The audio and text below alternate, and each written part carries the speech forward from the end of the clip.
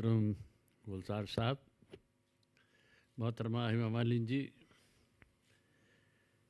भारद्वाज साहब, आपको सलाम करता हूँ। अरुण जी, जोशी जी, ये भी आपको सलाम करता हूँ और आप सबको बहुत बहुत सलाम करता हूँ। गुलजार साहब का जिक्र करूँगा, उससे पहले मैं कुछ बातें इस किताब के हवाले से बहुत छोटे में अपनी बात ख़त्म करने की कोशिश करूँगा। ये इनकी नई किताब है यतीन्द्र भाई की, और इस किताब का हुस्न ये है कि ये उनकी शायद 5वीं या 6ठी किताब होगी जो एक मौजू पर लिखी गई है। क्रिटिसिज्म या ये चीज़ें आप जानते हैं, सब पढ़े लिखे लोग हैं। आदमी छोटे मोटे आर्टिकल लिखता है तो उसकी ज़्यादा कदर नहीं होती। आदमी एक विषय पर, एक मौजू पर जब किताब लिखता है तो उसका वज़न बनता है। इन्होंने जितनी बातें बताई, बिस्मिल्लाह खान साहब के मुतालिक किताब लिखी, बेगम साहिबा के बारे में किताब लिखी, लता जी के वगैरह वगैरह, सब जिसका जिक्र उन्होंने किया। लेकिन इसका हुस्न ये है कि एक शायर, एक कवि दूसरे कवि को देख रहा है, गरज के एक संवेदना संसार दूसरी संवेदना संसार में झांकने की कोशिश कर रहा है। और जब दो संवेदनाएं मिलती हैं तो उसका नतीजा जो होता है वो गुलजार साहब होता है।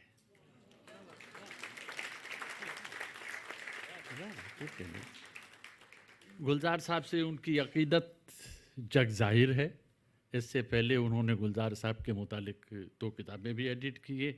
यार जुलाहे, यार जुलाहे जो है वो कबीर है, और पता नहीं कि गालिब और रविंद्रनाथ टैगोर के आशिक सादिक गुलजार साहब कबीर के इस कदर आशिक क्यों हैं। ये सवाल है जिसका जवाब उनकी रचनाओं से ही प्राप्त किया जा सकता है। मुझे ये कहने की इजाज़त दे दीजिए कि जो आदमी कबीर को जज्ब कर सकता है, उसे सीख कर सोख सकता है, इम्बाइब कर सकता है, वही आदमी गालिब को समझ सकता है। साहित्य या अदब या शायरी समझने की नहीं, महसूस करने की चीज़ होती है, और जब वो महसूस होती है तब वो शायरी होती है, वरना वो अक्ल की कुश्ती होती है।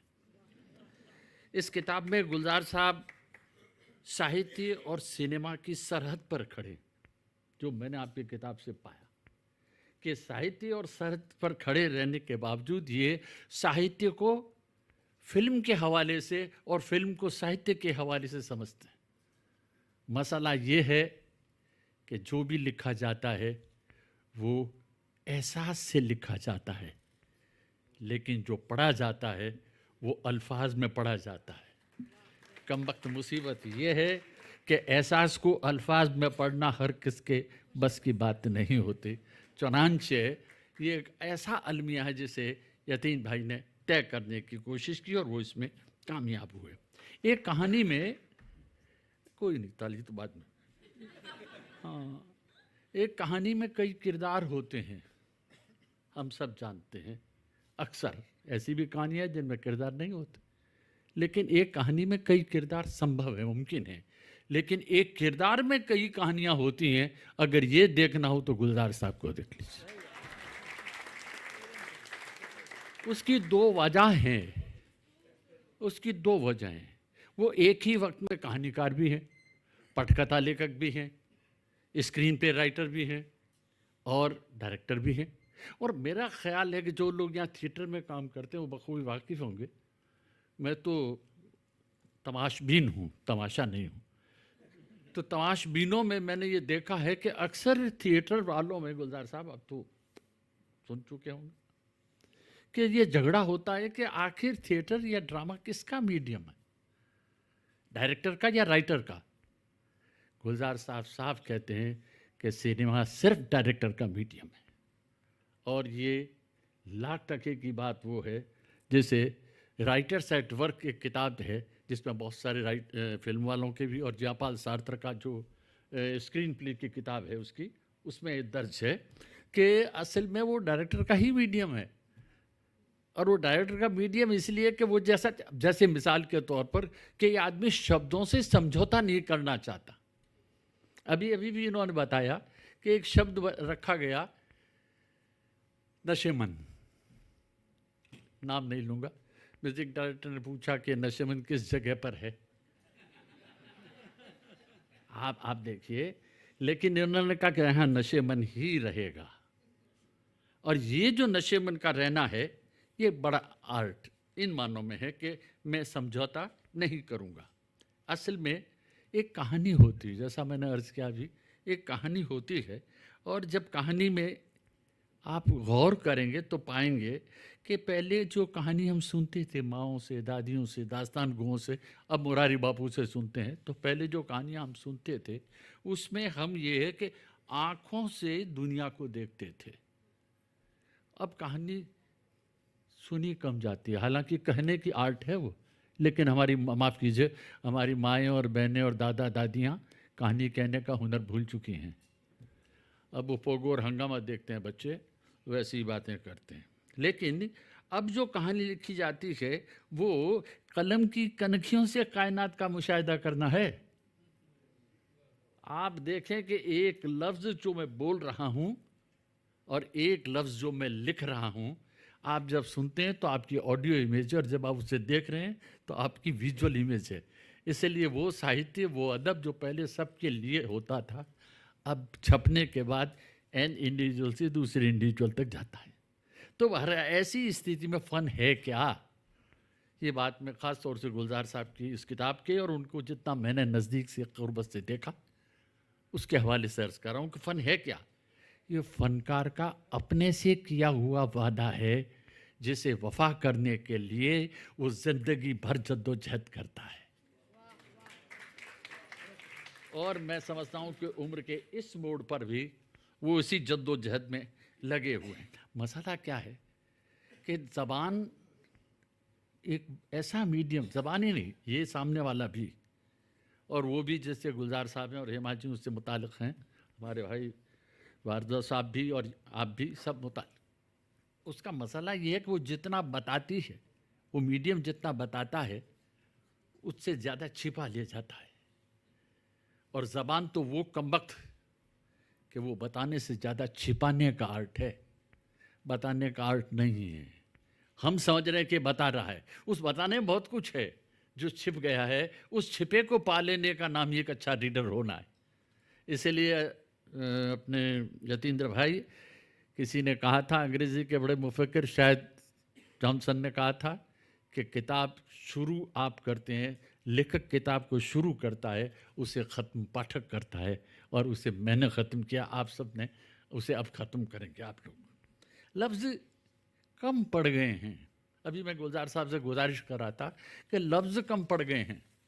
क्यों लफ्ज़ कम पड़ गए हैं? क्योंकि चीज़ें बढ़ गई हैं। और जब चीज़ें बढ़ गई हैं तो आप सोचिए कि आज लफ्ज़ों के मानी बदल गए हैं। अब माउस के माने खाली माउस नहीं रह गए, विंडो के माने विंडो नहीं रह गए।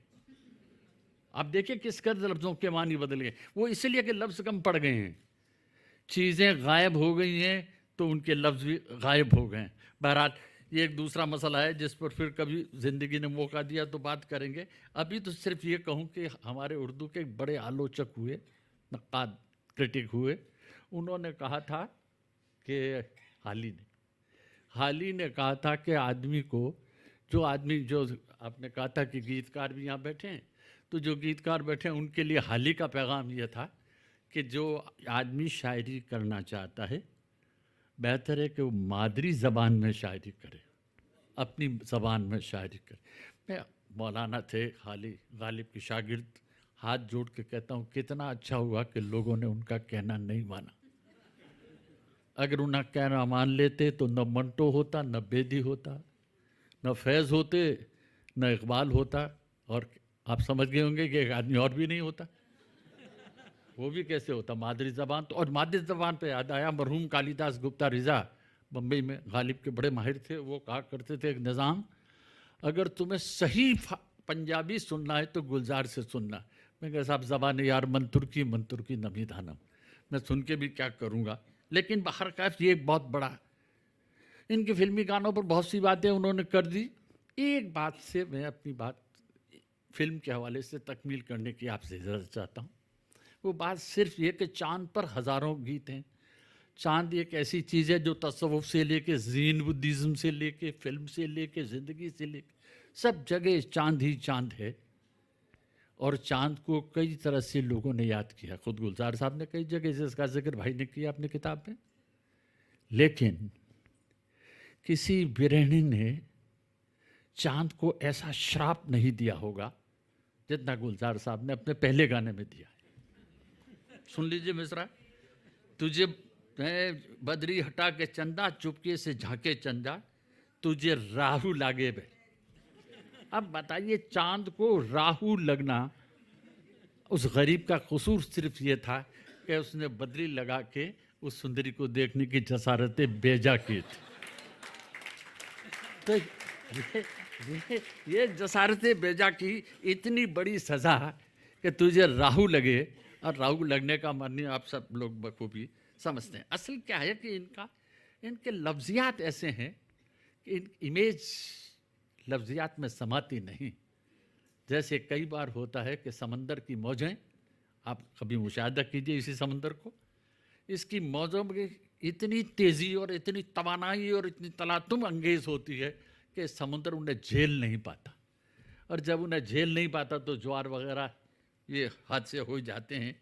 इनकी ज़बान के बारे में इनके बाबा और मेरे मोहतरम पसंदीदा शायर अहमद नदीम कासमी उनके बारे में कहते हैं, और वो बिल्कुल सच कह रहे हैं कि गुलजार की लफ्ज़ियात दौरे हाजिर की उर्दू शायरी के बरअक्स कतई तौर पर मुनफरिद हैसियत रखती है।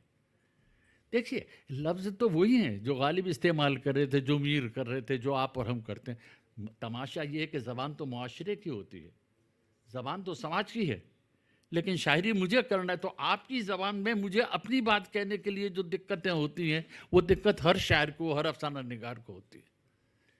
गुलजार ने उस ज़बान में से जो ज़बान पकड़ी है, जैसे बड़े लोग कहते हैं inner language of the language, वो ज़बान के अंदर की ज़बान, ज़बान के अंदर की ज़बान क्या होती है? एसोसिएशन होता है, और जो एसोसिएशन होता है दो लफ्ज़ों का, उसके मानी बदल देता है। मसलन ये सारी आंधी के गाने उठाइए और उनके बहुत सारे दूसरे गाने देखिए कि उन गानों को जो आपको गाने मालूम हो, लेकिन उसमें गाने नज़में मालूम होती हैं। जैसे वो मेरा कुछ सामान रह गया है, आप उस सामान को देखिए कि चीज़ों को, अशिया को उन्होंने चीज़ बना दिया।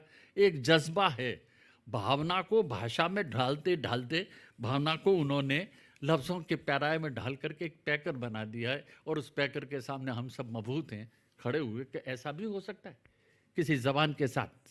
सुस्त कदम रस्ते, तेज़ कदम राहें, पत्थर की हवेली से, वगैरह वगैरह। तो शाहिर वगैरह हमारे बड़े जो फिल्मी बड़े कवि थे, उन कवियों को हम कंटेंट से पहचानते थे। अगर एक आदमी सेंसिबल है तो उसे गुलजार के गीत सुना दीजिए, वो उसके लफ्ज़ों से 10 गीतों के बीच पकड़ लेगा कि ये गीत गुलजार का लिखा हुआ है, और वो पकड़ेंगे आप ज़बान से। तो ये उनका सबसे बड़ा कारनामा है। सन्नाटे शोर बहुत मचाते हैं, लेकिन सन्नाटे हैं क्या? उन सन्नाटों के शोर में से वो अपनी बात कहने का जो एक तन्हाई के अंदर का तख्लिया, आदमी अकेला है, उसके पास अकेलापन है, लेकिन वही फ़र्क है जो सॉलिट्यूड और लोनलीनेस में है, उसको ढूंढने की कोशिश। एक अकेला इस शहर में आप होता ना, वगैरह वगैरह। मैं कब तक आपसे गुफ्तगू करूँगा। मैं उन्हें 2 शेर के साथ, उनकी गज़ल के 2 शेर सुना के आपसे इजाज़त चाहता हूँ।